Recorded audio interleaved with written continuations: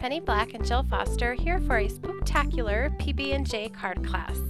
Today I'll be using our creative die Downtown, as well as the large tag from the creative die Tagged, and our T for Transparent set called Haunted Halloween. And I'll be creating a pair of tags, combining all of those products with pan pastels. So to begin, I've already cut my tag, and just a little hint, when you're using our creative dies, if you separate all of the dies, they will cut perfectly crisp, even with very detailed images. And now I'm just using a sort of a scrap of the Downtown die cut out, and I'm just using that with the pan pastel yellow ochre, and I'm just applying that through the windows on the cityscape. So I wanted to be able to just put that light behind the windows.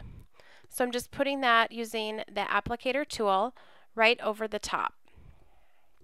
So when I'm done, I could use this die, but what I will use is I've already cut that die from black cardstock. And you can see there when I place that over the top, the windows will show through. So now I've just punched a circle, and I'm going to use that as a mask for the moon. So I'm just putting some adhesive on that, and I'm going to pat it on my surface, and I'm even going to actually pat it on my sweater so that it's not too sticky and it'll come up when it's done.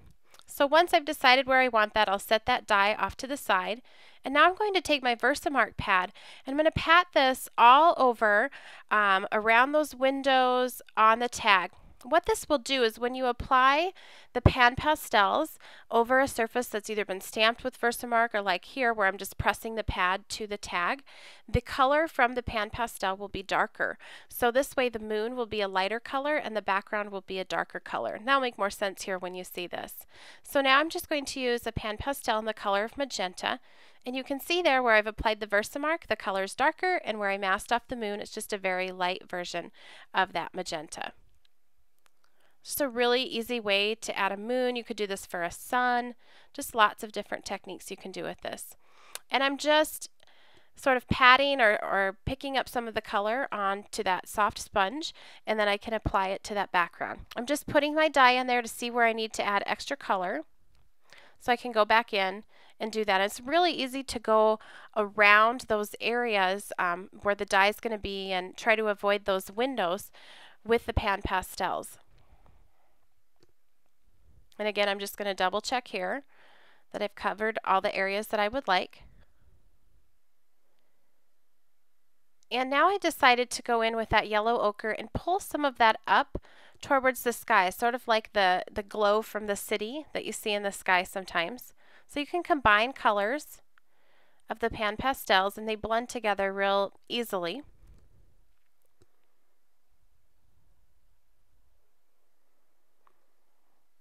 And I keep just setting that die on there just to check if I like how that is turning out. Now this is a new pan pastel. This is called Rich Gold, and I'm putting a really light layer of this all over that background, and it just gives this beautiful shimmer. It's very subtle, but it just adds to the festive, spooktacular nature. You can kind of see it there. It's hard to capture on film or on camera, but it's beautiful in real life. So now I'm ready to add my die. So I'm going to use my Zig glue pen, since it's a very delicate die, and I'm just going to put that onto the back.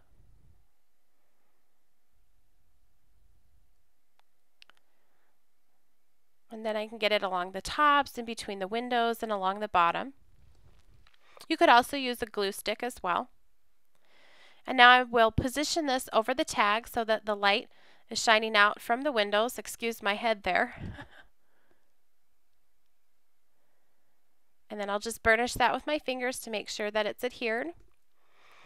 And then I did leave a little extra down at the bottom, so I'll just flip that over to the back and then trim.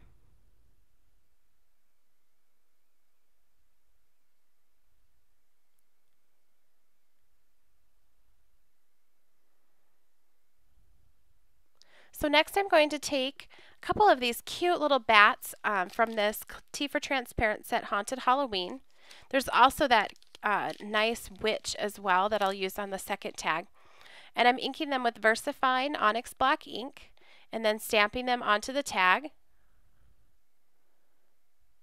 And there's a large one and then a smaller bat. So I'll clean that one off and add the smaller one.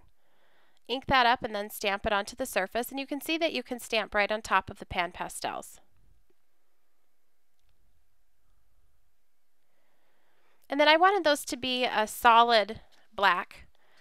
And so I'm just going to use a Faber-Castell Design Memory Craft Pitt Artist pen to color them in. So now I wanted to also add some variation to those windows. So now I'm using just a Faber-Castell Design Memory Craft Stampers Big Brush pen, and this is dark chrome yellow 109, and I'm just coloring in some of the windows. And I added just a touch more of that gold to the buildings on the tag. And now I'm taking letter background from Penny Black. I've inked it with Ranger Archival ink in the color of vermilion. This is a really great red, and layered on top of the pan pastels, it's just a really subtle textural background.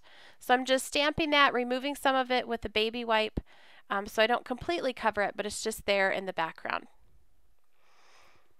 And all I did was add some ribbon to the top. And I also made another color variation and used the witch stamp from that same stamp set. And for this one I used the pan pastel colors of turquoise and permanent green on the background. For details and more information, visit the Penny Black website, www.pennyblackink.com, and at the end of the video is a list of supplies. Thanks for watching.